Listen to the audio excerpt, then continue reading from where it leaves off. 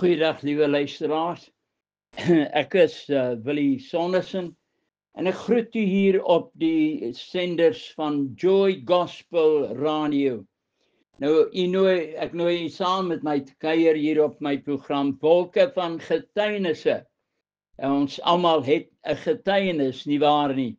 Nou, vandag wil ek met u gesels oor die woestyn bring die oorwinning. Die woestyn bring die oorwinning. Nou, Psalm 63 begin met 'n kreet van oorwinning van die lippe van koning Dawid. Sou koning Dawid net geroep het, o God, dan was dit 'n kreet om hulp, maar hy voeg by, u is my God, u is my God. Dit is soos 'n kind wie haar pa haar held is en die kind weet dat wat ook al hom of haar gaan bedreig, pa sal daar wees, want hy is haar pa, hy is haar held. En nou die kind glo in hom en vertrou hom dat hy daar sal wees vir in alle omstandighede. Dit is so tragies, vriende, dat ons vandag dit in hierdie moderne tyd nie kan sê van al die paas nie. Koning Dawid roep uit en hy sê, o God, u is my God. Ek soek u. Uit vorige ondervindings agter die skape het hy geroep na hierdie God, en God was altyd daar in tye van nood. In tye van voorspoed het Dawid geweet, God sal altyd daar wees. Hy soek hom nie daar in die stad tussen die gewoel van die mense, die betonmure waar die strate ligte en die neonligte van die stad flikker nie. Maar hy soek hom daar waar hy heel moontlik maar net 'n nommer sal wees tussen die juigende skares waar die rykes baljaar nie. Hy soek hom nie daar nie, maar hy soek hom hier in die stilte van die woestyn.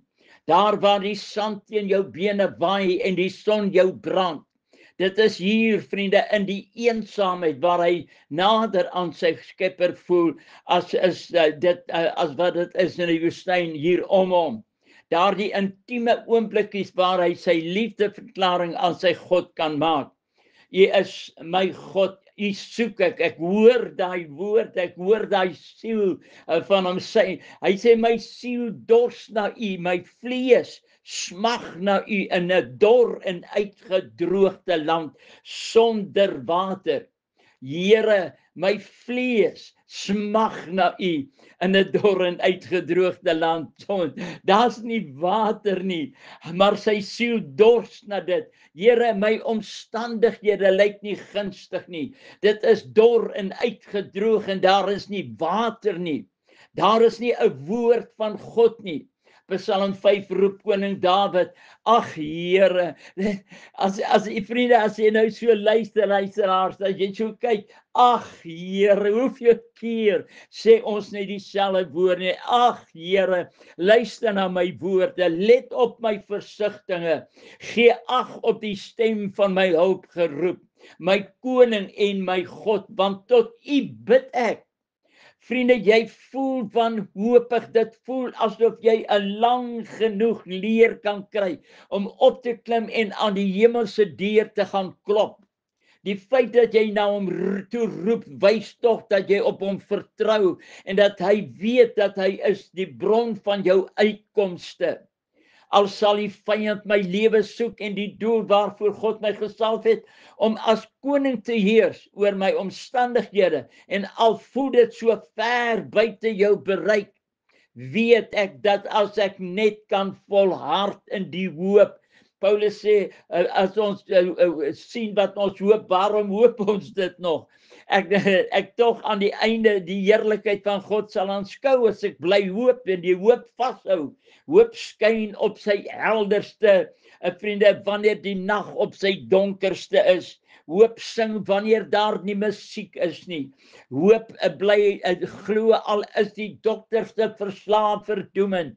Hoop is sy standhoudende fontein in die hart van elke gelowige wat volhard om op hom te vertrou. Paulus skryf in Romeine 8, hy sê, as ek hoop op dit wat ek nie sien nie, dan wag ek ons daarop, met volharding, daai volharding, liewe vriende, dit is wat baie keer kort kom by baie van ons Christene. 5 jaar gelede, die 30ste Januarie 2012, met ons besoek aan die hermatoloog, ontvang ons hierdie ontstellende nuus. Annetjie, my liefling vrou, is 'n wit en rooi bloedselle en haar bloedplaatjies wat alle siektes in die liggaam teewerk, alle infeksies en alles wat hy teewerk, dit werk nie meer deur die beenmerg aan die liggaam voorsien dit werk nie meer nie, want die beenmerg voorsien dit. Om dit baie prakties en verstaanbaar te maak, die beenmerg wat die fabriek is, wat die wit en rooi bloedselle aan die liggaam voorsien, produseer nie meer die soldaatjies wat alle infeksie in die liggaam moet beveg nie. Met ander woorde, sou my vrou enige verkoue of infeksie opgedoen het, dan sal dit haar hele liggaam vergiftig en dit kan haar dood ook veroorsaak. Pynlike dood van infeksie. Die enigste oplossing beteken 'n beenmergoorplanting van 'n lid van 'n familie, haar broers of een van haar susters. Haar broer is oorlede, haar suster is gediagnoseer met kanker in haar bors wat suksesvol behandel word. Haar oudste suster het pas aan 'n neurus of wat aneurysma in die brein ondergaan. Dit maak dit egter onmoontlik om 'n skenker te kry van haar eie bloedfamilie. En in die eerste plek is die koste aan 'n beenmergoorplanting so astronomies hoog en kan maklik miljoene beloop. Met ander woorde, die moontlikheid om 'n beenmergoorplanting te ondergaan is buite, vriende, buite die kwessie. Ons kan dit nie eers oorweeg nie, want ons het nie daai geld nie, vriende. Dit kan nie eens oorweeg word nie. Die nuus het my so ontstel dat ek later in trane uitgebars het. As ek haar so in my arms vashou met die wete dat sy kan enige oomblik van my weggeneem word, volgens alle dokters verslae, dan besef jy is in 'n dor en uitgedroogde woestyn sonder water. Al wat jy sien is net sand. Al wat jy sien is die son wat bitter hard op jou skyn. As God nie bonatuurlik ingryp nie, vriende, dan staar jy 'n gewisse woestyn dood in die gesig. In tye soos hierdie besef jy jou enigste hoop is by God. Al wat nou moet gebeur is dat ek die desperaatheid God se heiligdom moet opsoek, sodat ek hier binne in my woestyn God se heerlikheid en krag kan gewaar en kan sien. As ek terugdink aan die stormagtige pad wat ek in hierdie liefling van my gekom het, dan bly daar net een opsie oor en dit is om die vyand in die oë te kyk en te sê ek gee die moed nie op nie. Halleluja, ek hou vas aan hom wat lewe gee. I know a man. Halleluja, daardie man wat weet, een man, vriende, met God is in 'n meerderheid. Ek is tot alles in staat deur Jesus Christus wat my die krag gee. Hy wat die waters met die holte van sy hand afgemeet het en van die hemele met 'n span die maat geneem het en in 'n drieling die stof van die aarde opgevang het en die berge geweeg het met 'n weegstoestel en die heuwels met 'n weegskaal. Vriende, hy is aan jou kant. Halleluja. Sal enige iets vir hom te wonderbaar wees. Op daardie stadium, Januarie 2012, was ek en Annetjie reeds 45 jaar en 6 maande getroud. Saam met ons die soet en die suur van die lewe beleef. Sy was maar 21 jaar oud toe die ontploffing op 27 Mei 1968, 57 jaar gelede, ons lewe aan skerwe geruk het. Vir jare moes sy na my omsien. Sy moes my versorg. Sy moes my bak. Sy moes my aantrek. Sy moes my voer. Ek was so afhanklik van haar wanneer ek huil van pyn en die gevoel van neerslagtigheid op my wil oorweldig, dan was sy daar met haar warm liefde om my weer moed in te praat. Môre sal die son weer skyn, het sy menige kere vir my gesê. Ek het ware liefde ervaar wanneer sy my so teen haar hart vasdruk en die mooiste troostwoorde oor my spreek. Die woestyn het ook mooi dae, vriende. Dit sal nie altyd 'n woestyn wees nie, maar God is 'n God wat herstel in die woestyn. Dan skep ek weer moed om die volgende tree te gee na herstel toe. Saam met ons getreur toe sy haar tweeling verloor het en die wete dat daar nooit weer 'n ander enetjie kan sou wees nie. Die wonderlikste oomblik toe ons hartseer getroos was, toe ons 'n ou babietjie kon aanneem. Ek het so pas met u dit alles gedeel. Saam met ons drietjies gehuil toe ons dogter na haar eerste verjaarsdag wettiglik die dokumente ontvang het van dat sy nou 'n sondersin is, dat sy agter haar naampie kon skryf. Die hartseer ontdekking dat ons aangenome liefling reeds van haar geboorte af 'n epileptiese leier is en op 4-jarige ouderdom breinvliesontsteking opgedoen het, dat sy op 'n stadium blind en stom was.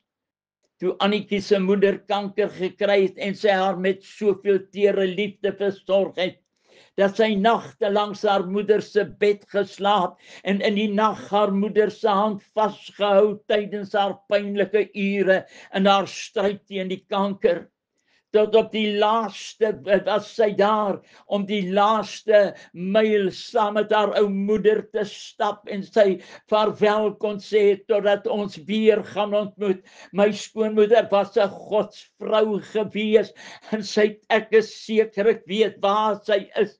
Halleluja, sy het deur die storms gekom, saam met ons op 'n matras op die vloer geslaap, ek en Annetjie, in 'n leë huis toe my besigheidstransaksies skeef geloop het en ons alles, ons besittings, ons huis, ons meubels, ons motors en alles verloor het. Nooit het sy my verwyd toe daar ook soos met baie huwelike die verwoester ook 'n derde persoon gestuur het om ook aan ons huwelikse tentpenne te kom ruk net nie.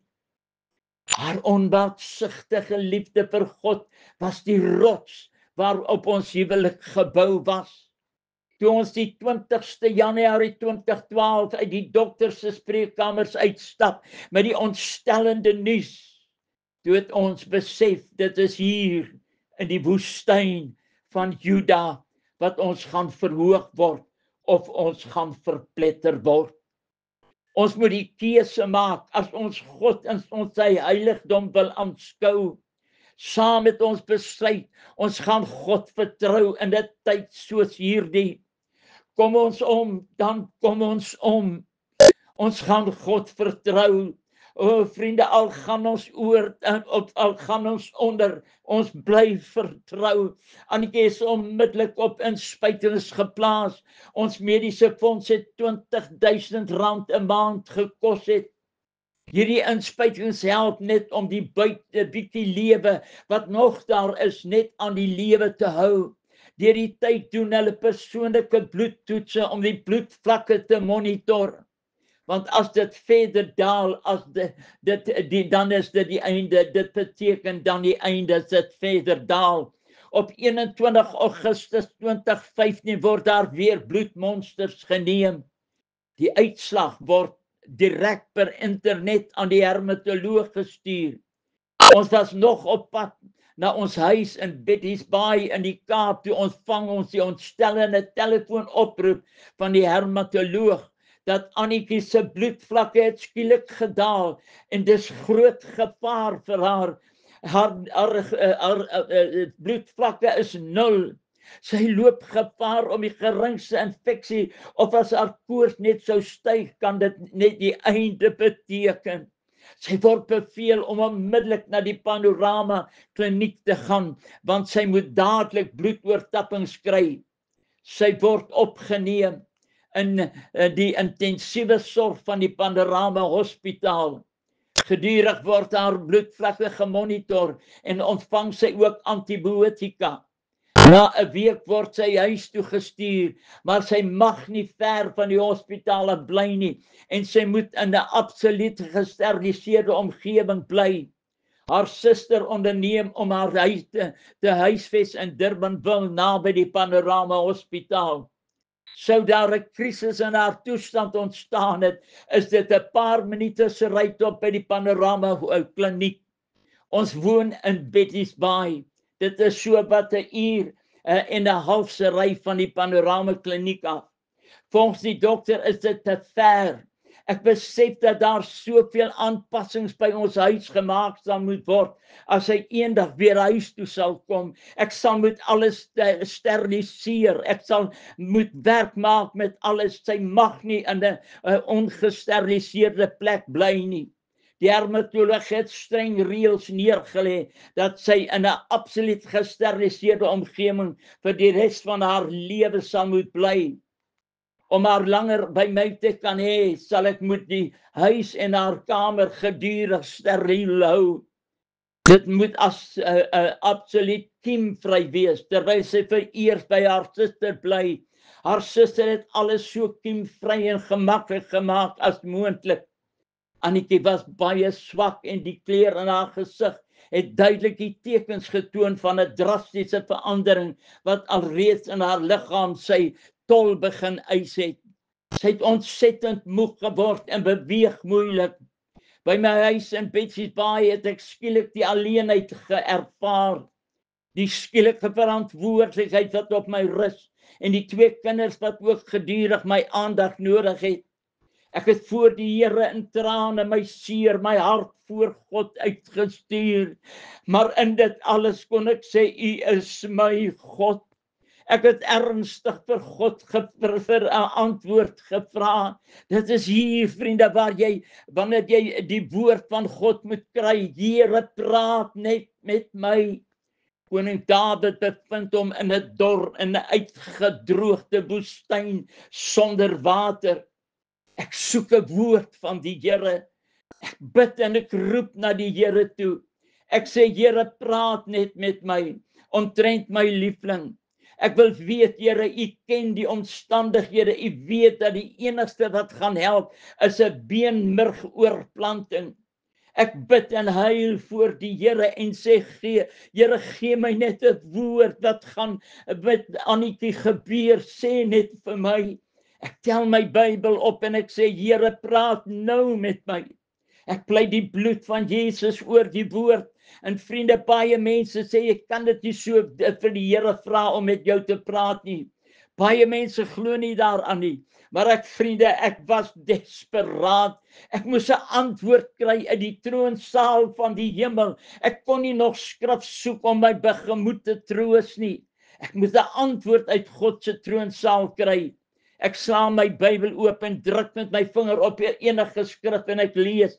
Dit was presies die skrif wat ek gekry het. Toe ek die Bybel oopslaan, toe druk ek op hierdie skrif Markus 10 vers 27, maar Jesus het hulle aangekyk en geantwoord, by die mense is dit onmoontlik, maar nie by God nie. Dis 'n woord van die Here, want by God is alle dinge moontlik. Ek het geweet dat God het uit die hemel met my gepraat. Ek het skielik moed gekry. Ek het daardie skrif begin verklaar. Ek het dit kwoteer. Ek het dit in my sielwese, in elke fiber of my body, het ek hom gemaak, my skrif. Daar waar ek gaan, waar ek loop, presenteer ek daardie skrif. Annetjie se broer wat oorlede is, 'n vrou, is 'n pastores, is in 'n gemeente in Durbanville. Sy vra toe vir haar pastoor om vir Annetjie te gaan bid terwyl sy by haar suster aan huis is. Hulle kom bid vir Annetjie waar sy by die haar daar in Durbanville. Hierdie pastoor het 'n baie sterk Heilige Gees gawe van kennis wat die Here hom mee toebedeel het. Hulle het saam vir Annetjie gebid en nadat hy gegroet het, stap hy uit tot by die hek van die erf. Net soos Jesaja, nadat Jesaja die boodskap aan koning Hizkia afgegee het, dat hy sy huis in orde moet kry, want hy gaan sterf, het koning Hizkia sy aangesig na die muur gedraai en bitterlik begin ween. Toe Jesaja by die poort van die stad gekom het die Here vir Jesaja gesê, draai terug en gaan sê aan koning Hizkia, die Here voeg 15 jaar by sy lewe by. Ons ken almal daardie geskiedenis, vriende. Toe hierdie pastoor soos Jesaja by die hek van die perseel kom, waar my swaar hulle bly, het die Here hom terug laat draai en vir Annike te gaan sê dat die Here voeg nog jare by jou lewe by. Dit is nog nie die einde nie. O, dit voel dis God wat antwoord. En dat sy nie aan hierdie siekte sal sterf nie, maar dat sy in 'n vrede sal heen gaan wanneer haar tyd daar is. Annetjie moes verskeie keer terug hospitaal toe gaan om weer bloed te kry, want sy was baie siek en baie swak en moeg tot die dood toe. Op 'n stadium het sy 'n bietjie beter geword en dokter het haar toegelaat om huis toe te kom, daar dit beklemtoon dat die omgewing moet absoluut kiemvry wees. Haar koors mag nie onder geen omstandighede hoër as 33 gaan nie. Sou haar koors 39 wees, moet ons onmiddellik dadelik die 120 kilometers af lê Panorama Hospitaal toe, sodat sy dadelik opgeneem kan word, want dit is alreeds 'n krisis. Intussen ontvang sy steeds die inspuitings van R20.000 per maand, wat bloot net dien om die wit bloedselle en die rooi bloedselle en die bloedplaatjies aan die lewe te hou. Dis nou geen genesing in nie, net as 'n tipe hulpmiddel om haar daarna daardie ekstra krag te gee. Kort moet sy gaan vir bloedoortappings. Sodra haar kragte afneem, elke môre hou ons avondmaal en dan salf ek haar met olie en ek spreek die woord van genesing oor haar. Ek vermaan die Here dat hy my skrif gegee het, dat by die mense is dit onmoontlik, maar nie by God nie. Halleluja. Soms in die dag spreek ek lewe oor my liefling. As ons bid, dan dank ek die Here vir 'n nuwe beenmerg, wat die Here vir haar gaan oorplant en dat sy gesond gaan word. Ek vertel vir die duiwel dat hy sal nie my liefling van my wegneem nie. Dat God is in beheer. En God het 'n belofte gemaak. In Maart 2016 moet sy weer gaan vir bloedtoetse. En dit word sommer hier lokaal gedoen in Somerset Wes, so 40 kilometer van ons huis af. Annetjie is baie stiptelik en presies met 'n mens en baie gesteld om altyd op tyd te wees vir afsprake. Omdat ons soos gewoonlik al 8 uur by die hospitaal moet wees, vra sy dat ek haar so 5:30, so 5:30 wakker te maak, sodat sy kan stort en aantrek. Ek het haar kleertjies gestryk, ek het alles reg gekry en selfs gegaan en om haar wakker te maak, maar sy reageer nie toe ek haar roep en sê, liefling, dadelik nie, later gaan ek kyk, maar daar is geen beweging nie. Ek noem weer aan haar, sweetheart, jy moet opstaan, ons moet gaan bloed trek. Steeds is daar geen reaksie nie. Haar oë is wel oop, maar daar is geen reaksie nie. Om haar, die tot groot ontsteltenis sien ek, sy is deur mekaar. Sy weet nie waar aan gaan nie, sy het 'n geweldige koors. Ek help haar op haar voete. Om haar aangaan, sy het nie geweet wat aangaan nie, sy het 'n geweldige koors gehad. Ek lei haar na die badkamer en was haar en trek vir haar ou kleertjies aan en ek moet haar lei na die motor toe. Ek besluit toe dat dit baie ernstiger is en dat ek gaan ry na die Panorama Hospitaal waar die hermatoloog is wat haar behandel. Ek besef sy is ontsettend deur mekaar. Ek weet nie presies wat om haar aangaan nie. By die hospitaal is ek so emosioneel dat ek nie kan praat toe ek haar daar in die reistoel sien sit nie. Ek het haar uit die kar uitgehaal in die reistoel gesit. Daardie selfversekerde mens, wat altyd 'n mooi woord het vir almal, altyd 'n glimlag het vir almal, en skielik so hulpeloos, so verslae. Vriende, dis wanneer jy hier in die woestyn is, en hy roep, koning Dawid roep, hy sê, U is my God. Vriende, dis wanneer die Satan nie wil hê jy moet hom prys nie, dis wanneer ons hom moet prys. Dis wanneer ons moet uitroep, o God, U is my koning. En hy het dit uitgeroep in 'n woestyn vol sonder water. Jy moet weet, die dors is daar, die woestyn is daar, wat jou wil verniel. Hy wil jou doodmaak, hy wil jou lewe van jou af wegneem. Maar daar is 'n God tot binne in die woestyn, wat jou lewe sal verander. Halleluja, ek staan op die skrifte. Hy sê, en God, die Here het weer met sy disippels gespreek en gesê, vir hulle gesê, by die mens is dit onmoontlik, maar nie by God nie. Ek het dit verklaar, ek het dit geroep. O, vriende, dit is wanneer jy besef, jy staan alleen in die woestyn, en daar is niemand wat vir jou kan help nie. Dis wanneer hy so naby aan jou is.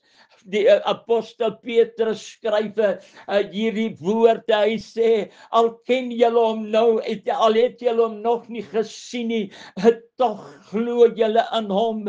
Al het julle hom nou nog nie gesien nie, glo net aan hom. Vriende, dis wanneer hy op die toneel verskyn, dis wanneer hy vir jou sê, my kind is naby aan jou. Halleluja. Vriende, ons tyd is verstreke, ek moet gaan, ons moet weer toesluitend daar maak, maar ek wil volgende week wil ek aangaan, besluit, dankie dat jy ingeskakel het, en die woorde van almal, glimlag, het vir almal en skielik so hulpeloos gelyk, maar as Jesus kom op die toneel, halleluja, hy was 4 dae te laat met Lazarus, maar tog het hy die doodryk geroep. Iemand het eendag gesê, dan God het hom op sy naam genoem, Lazarus, anders het al die dooies opgestaan. O, Pashabanda Balindakai, Here, dankie Jesus vir u liefde. Vader, seën hierdie woord aan ons harte, dat ons hier sal uitstap met 'n salwing van die Heilige Gees. Here, dankie Vader, seën die boodskap in elkeen se hart wat hierna luister. In Jesus naam, dankie Here. Amen.